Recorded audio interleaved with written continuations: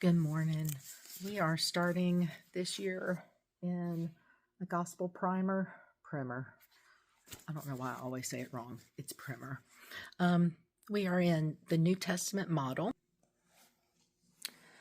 Number 1, the New Testament model. The New Testament teaches that Christians ought to hear the gospel as much as non-Christians do. In fact, in the first chapter of Romans, the Apostle Paul tells the believers in the church that he was anxious to preach the gospel to you who are at Rome. Of course, he was anxious to preach the gospel to the non-Christians at Rome, yet he specifically states that he was eager to preach it to the believers as well. To the Corinthian Christians who had already believed and been saved by the gospel, Paul says, I make known to you the gospel which you have believed. He then restates the historical facts of the gospel before showing them how those gospel facts apply to their beliefs about the afterlife. This is actually Paul's approach to various other issues throughout the book of 1 Corinthians.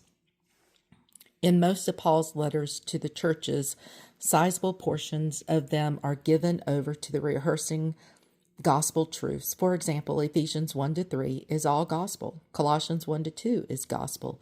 Romans 1-11 is gospel. The remainder of such books show specifically how to bring those gospel truths to bear on life. Re-preaching the gospel and then showing how it applies to life was Paul's choice method for ministering to believers, thereby providing a divinely inspired pattern for me to follow when ministering to myself and to other believers.